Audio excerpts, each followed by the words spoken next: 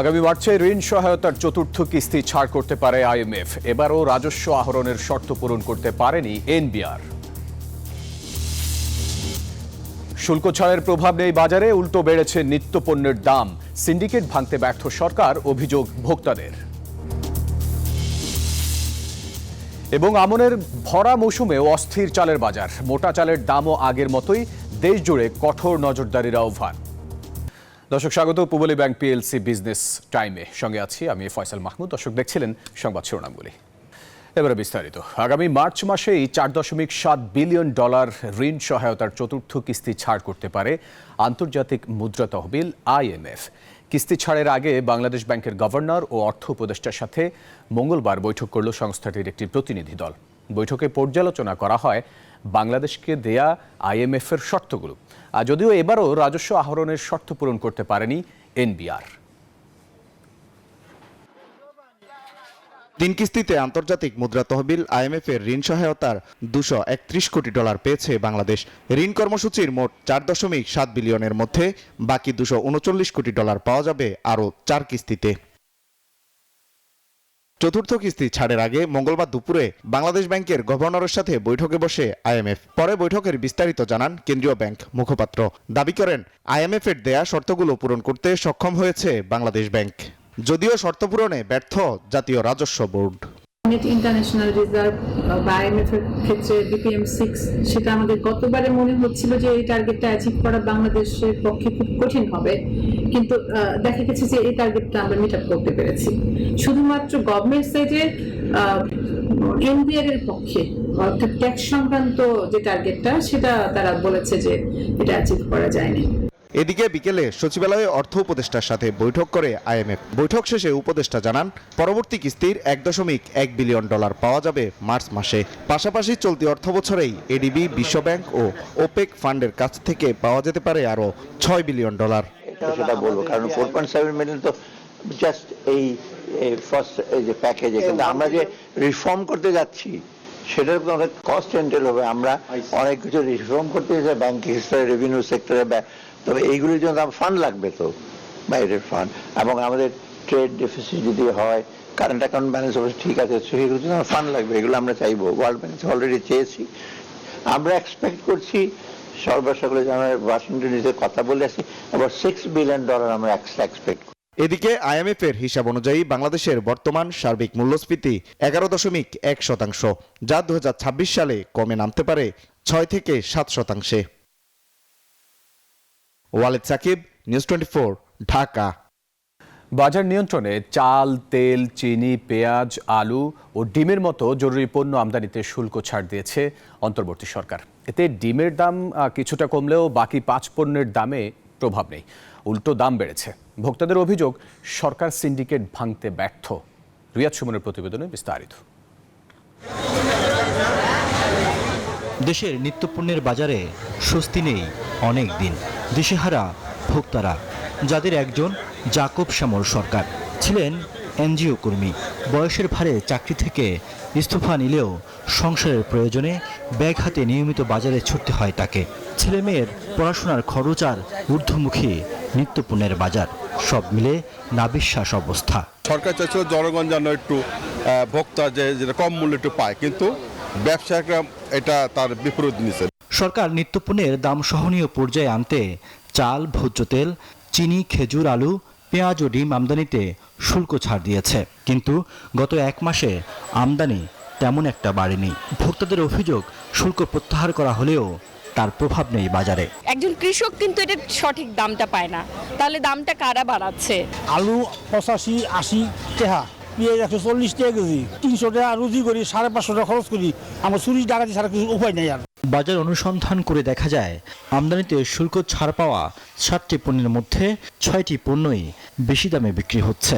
নিয়ন্ত্রণহীন বাজার সিন্ডিকেটের কঠিন বলয় ভাঙতে সরকার ব্যর্থ হচ্ছে বলে অভিযোগ ভোক্তা অধিকার সংগঠন ক্যাবের।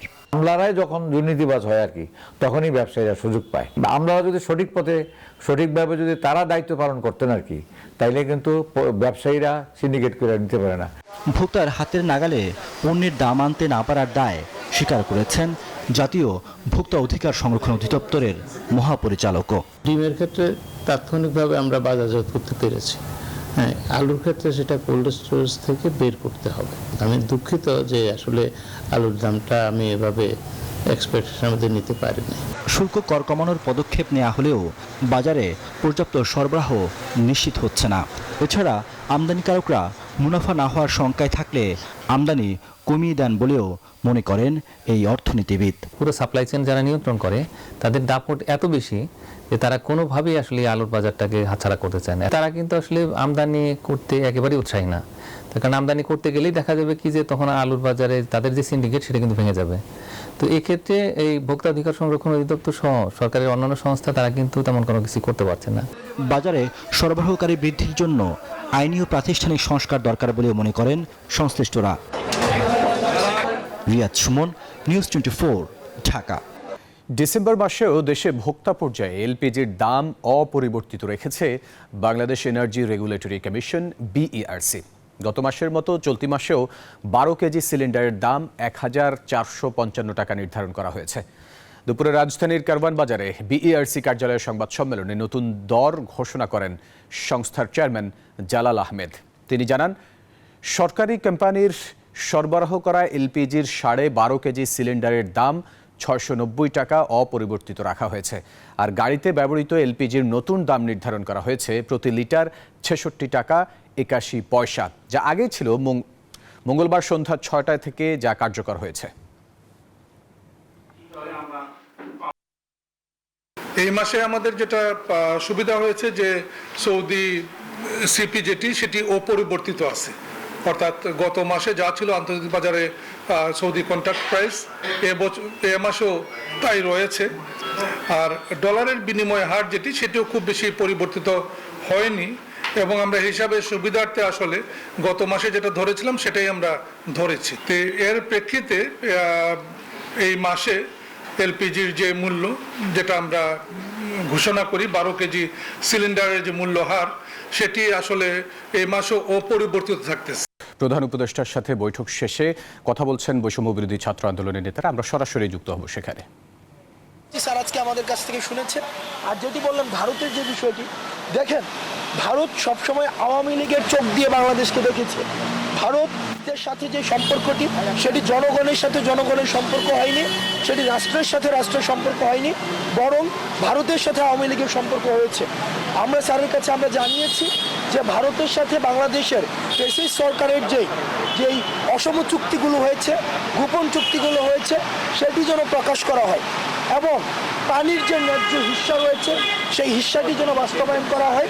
জ্বালানি সহ যেই আমাদের সীমান্তের যেই হত্যাগুলো করেছে সেই হত্যাগুলোর যেন বিচার নিশ্চিত করা হয় এবং বাণিজ্য যেটি রয়েছে বাংলাদেশের সাথে সেটি যেন ন্যায্যতার সাথে হয়, সেইটির ব্যবস্থা যেন করা হয়। এবং আমরা বারবার বলেছি ভারতের জনগণের সাথে আমাদের বাংলাদেশের জনগণের কোনো ধরনের বিমাতা সুলভ সম্পর্ক নেই, অ্যান্টাগনিস্টিক কোনো সম্পর্ক নেই, বরং ভারতের যে সরকার একদম বছরের পর বছর 1.5 যুগের বেশি সময় ধরে বাংলাদেশকে নিয়ন্ত্রণ করার জন্য আওয়ামী লীগকে অস্ত্র হিসেবে ব্যবহার করেছে। আমাদের যে প্রশ্নটি, আমাদের যে অস্বস্তিটি হচ্ছে সেই জায়গাতে আমরা ভারতের কাছে আমাদের ছাত্র নাগরিকদের কাছ থেকে উদাত্ত আহ্বান জানাবো, ভারতের সাথে বাংলাদেশের যে সম্পর্কটি সেই সম্পর্কটি যেন জনগণের সাথে জনগণের এবং সেটি যেন রাষ্ট্রের সাথে রাষ্ট্রের হয়। শুধু আপনারা চারজনের সঙ্গে বৈঠক করবেন না, ভেতরে আরো কিছু ছিল। বৈষম্যবিরোধী ছাত্র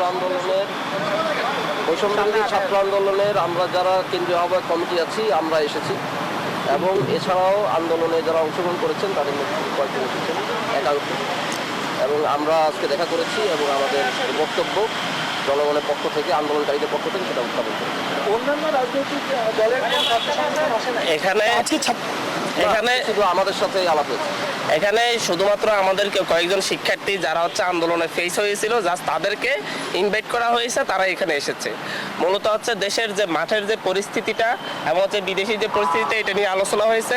যে আমাদের কাছ থেকে সার্জেন্ট জানতে চেয়েছেন যে হচ্ছে দেশের কৃষকরা, মজুররা, রিক্সা শ্রমিকরা, গার্মেন্টস শ্রমিকরা আমাদেরকে নিয়ে কিভাবে এবং হচ্ছে সরকার তাদের জন্য কিভাবে কি করতে পারে সেই সকল বিষয় নিয়ে জানতে চাইছেন। আমরা জাস্ট হচ্ছে দেশের কি পরিস্থিতি, ক্যাম্পাসগুলোর কি পরিস্থিতি এবং দেশের মানুষ কি ভাবছে সরকারকে নিয়ে, সরকারকে কি করা উচিত সামনের দিকে এবং প্রশাসনিক ব্যবস্থা কীরকম ভাবে চলছে, আমরা গ্রাউন্ড রিয়েলিটিটা সরকারের কাছে তুলে ধরতে চাইছি, স্যারের কাছে তুলে ধরতে চাইছি। স্যার বিষয়গুলো খুব মনোযোগ দিয়ে শুনেছেন এবং তিনি এগুলো নোট নিয়েছেন যে হচ্ছে এগুলো নিয়ে কাজ করবেন। একটু আপনাদের অবস্থান জানাবেন যে জাতীয় ঐক্যের কথা যে বলছে অন্তর্বর্তী সরকার, সেই জাতীয় ঐক্যের বিশেষ আপনারা প্রয়োজন দেখেন হচ্ছে 5ই আগস্টের আগ মুহূর্তে বাংলাদেশে যে ন্যাশনাল ইউনিটি তৈরি হয়েছে, সেই ইউনিটি আমরা মনে করি এখনো ভাঙেনি।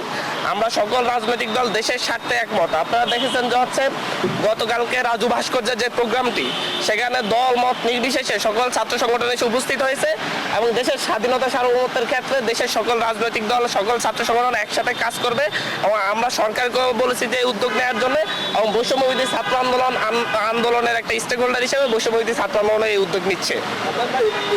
সেটা হচ্ছে যে বিশেষ মুহূর্তে আমরা সেটা হচ্ছে ভারতের সাথে আমাদের বিশেষ অবস্থান যাচ্ছে, সেখানে আমাদের ভারতলে আমাদের কনসেন্ট্রে হামলা হয়েছে। এই মুহূর্তে সংখ্যালঘু যে শব্দটা আপনারা ব্যবহার করতে চান না, তবু বলছে যে এই তাদের অবস্থা, তারা আসলে এই বিষয়টা নিয়ে কী ভাবছে, এইসব বিষয়ে আসলে আপনাদের সঙ্গে কী আলোচনা হয়েছে, আপনারা তাদের প্রতিনিধিদের সঙ্গে আলোচনা করবেন কিনা, তারা তো নির্ভর এখন করবে। আপনারা গতকালকে দেখেছেন জগন্নাথ হলের শিক্ষার্থীরা মিছিল নিয়ে বের হয়ে এসেছে দেশের স্বাধীনতার পক্ষে, দেশের সার্বভৌমত্বের পক্ষে। জগন্নাথ হলের শিক্ষার্থীরাই গতকালকে ভারতের মুখে সফটওয়্যার দিয়ে দিয়েছে যে হচ্ছে এই দেশে কোনো সাম্প্রদায়িক দাঙ্গা নেই, এই দেশে সাম্প্রদায়িক সম্প্রীতি বিরাজমান, এদেশের হিন্দু মুসলিম সবাই একসাথে বসবাস করে। সারা দেশের হিন্দু সম্প্রদায় বলেন আর হচ্ছে অন্য যে কোনো সম্প্রদায় বলেন, সবাই এই ক্ষেত্রে ন্যাশনাল ইউনিটির জায়গায় আছে এবং আমরা তাদের সাথে কথা বলছি, যোগাযোগ রাখছি। আশা করি সামনের দিকে আর এই ধরনের কোনো ধরনের সংঘাত সৃষ্টি হবে না। হাইকমিশনে যে হামলা হয়েছে, এই বিষয়ে কি ধরনের পদক্ষেপ নেওয়ার কথা আপনাদের পক্ষ থেকে আমরা বলেছি যেটা যথাযথভাবে একটি সরকারের পদক্ষেপ হওয়া উচিত এ সকল ক্ষেত্রে, যেহেতু উপ হাই কমিশন একটি কূটনৈতিক অবস্থান এবং এটি আসলে একটি দেশের সার্বভৌম স্থান হিসেবে সাধারণত পরিগণিত হয় কূটনৈতিকভাবে এবং রাজনৈতিকভাবে। তাই এখানে যদি কোনো ঘটনা ঘটে, নিরাপত্তা বিঘ্নিত হয়, তাহলে একটি রাষ্ট্রের পক্ষ থেকে, একটি স্বাধীন সার্বভৌম রাষ্ট্র, আত্মমর্যাদা সম্পন্ন রাষ্ট্রের পক্ষ থেকে যে প্রতিক্রিয়া থাকা উচিত, আমরা সে ধরনের প্রতিক্রিয়া। দর্শক, প্রধান উপদেষ্টার সাথে বৈঠক শেষে কথা বলছিলেন বৈষম্য বিরোধী ছাত্র আন্দোলনের সমন্বয়করা। আমরা সেখানেই যুক্ত ছিলাম। দর্শক, এই ছিল সংবাদের সাথে থাকায় ধন্যবাদ সবাইকে।